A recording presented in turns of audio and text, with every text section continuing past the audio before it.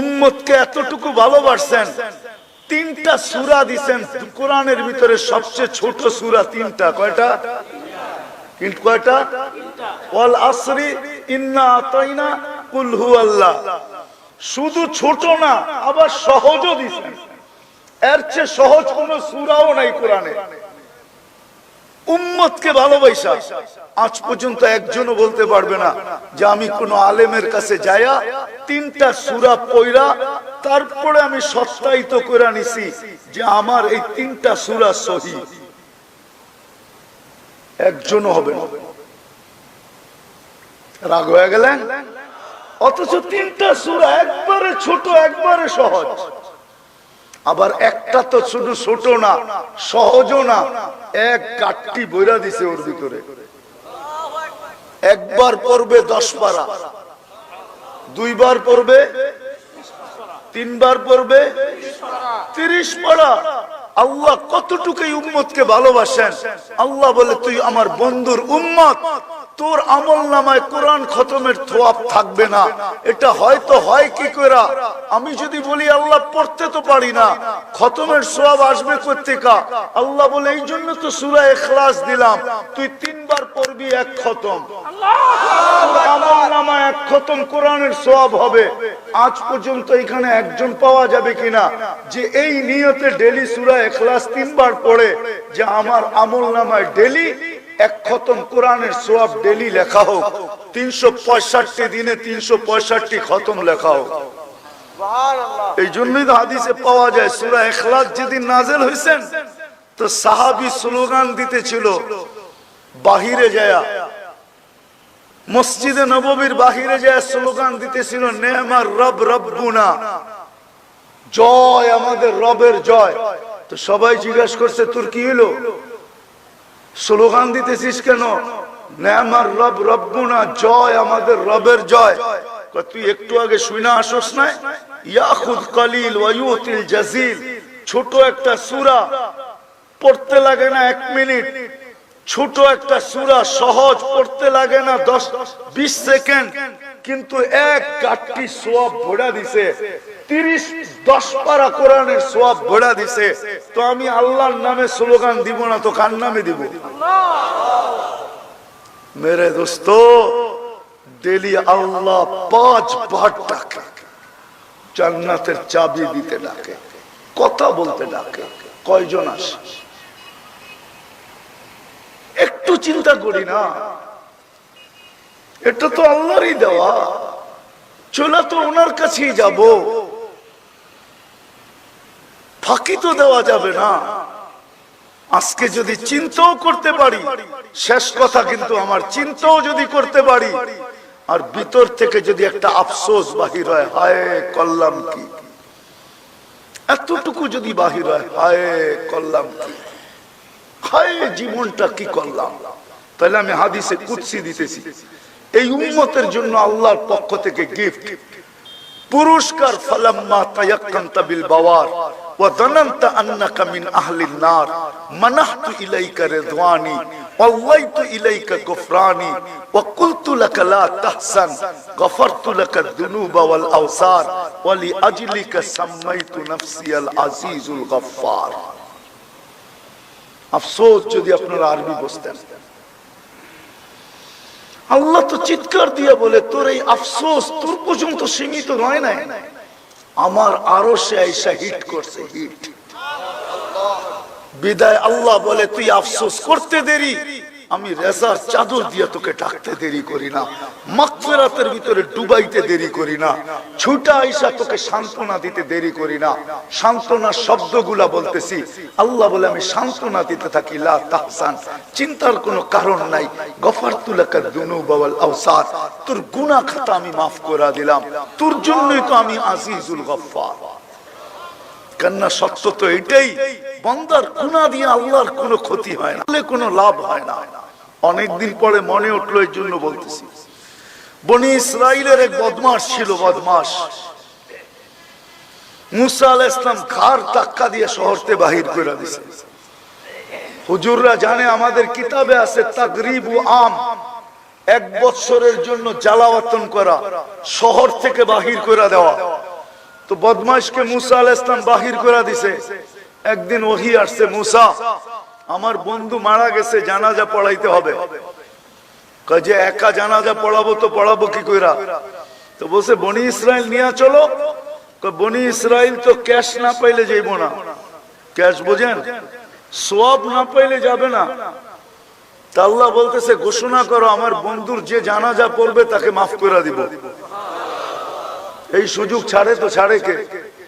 চলছে যা দেখে জঙ্গলে হাঁপ পড়া ময়রা পড়া আছে।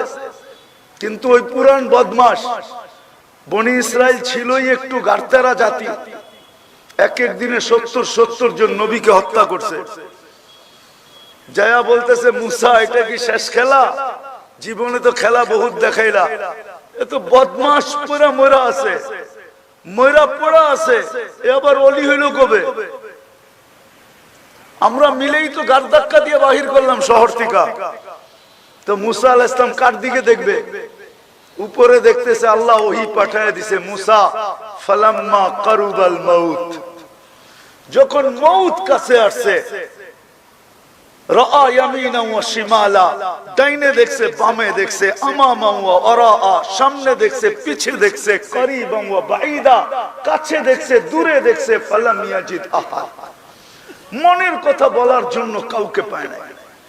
ফালাম্মা রাআল উফুক, উপরের দিকে তাকায় একটা চিৎকার দিছে, ইয়া মান লা তাদুররুহু যুনুব, ও আল্লাহ গুনাহ যার ক্ষতি সাধিত হয় না, ওয়ালা তানকুসুহুল মাগফিরা, মাফ করলে যার ভান্ডার কমে না, ফাআরা আমুতু ফরিদান ওয়াহিদা, দেখ আমি একা একা জঙ্গলে পড়া মরতেছি, ওয়া আনতা কুনতা আনতাল গফুরুর রহিম, আর আপনি বলতেছেন আপনি নাকি গফুরুর রহিম। আল্লাহ বলতেছে মুসা আলাইহিস সালাম বল, মাযা উজিব, আমি কি জবাব দিব বল, আমি কি জবাব দিব? বনি ইসরাইলকে জিজ্ঞাসা কর আমি কি জবাব দিব। তো বনি ইসরাইল বলতেছে সাদাকতা ইয়া রাব্বানা, রব আপনার সিদ্ধান্ত সঠিক। বনি ইসরাইলের সাথে যদি এই ব্যবহার হতে পারে তাহলে আমাদের সাথে হবে না তো হবে না কেন? বিদায় আজকে একটু চিন্তা করি যে আল্লাহ দিল কি, তার বিপরীতে আমি দিলাম কি। যুবক তোমাদের পায়ে হাত রাখা বলি, একটু ভাবো আল্লাহ তোমাকে দিল কি, তুমি আল্লাহকে দিলা কি? নারীকে বলতেছি, সবাইকে বলতেছি, আল্লাহ দিল কি? অস্তিত্ব দিলেন আল্লাহ, সুরক্ষিত করেন আল্লাহ। হায় হায়, আরেকটা হাদিস মনে উঠলো তাই বলতেছি। আল্লাহ বলে আমি যদি সুরক্ষিত না করতাম, শোন শোন শোন, প্রতিদিন জমিন আমাকে বলে আলা কুল্লা ইয়াউমিন ওয়াল আরদু তাস্তাযিনু রাব্বা, জমিন প্রতিদিন বলে আল্লাহ অনুমতি দেন না, কি করবে? আন আবতালিয়া ইবনা আদম ফি বাতনি, আমি মানুষকে পেটে নিয়ে আনিব। আল্লাহ জিজ্ঞাসা করে কেন? 24 ঘন্টা নাফরমানি করি না করি না? করেন, কোথায় করেন? জমিনের পেটেই তো করি, ঠিক না? জমিন তো আল্লাহর নাফরমানি করে না। জমিন তো মা মিন শাইইন ইল্লা ইউসাব্বিহু বিহামদি রাব্বি, 24 ঘন্টা তো আল্লাহর গুণগান গায়। আপনি তো 24 ঘন্টা নাফরমানি করেন, আমি তো করি। জমিন বলে অনুমতি দেন না। হাদিসকে শর্ট করলাম আমি, লম্বা। আল্লাহ বলে শুধু জমিন বলে না, আলা কুল্লা ইয়াউমিন ওয়াল বাহরু ইস্তাযিনু রাব্বা, প্রতিদিন সমুদ্র বলে আল্লাহ অনুমতি দেন না, কি করবে? আন উগরিকা ইবনা আদম ফি কারি, আমি মানুষকে তলদেশে নিয়ে যাব।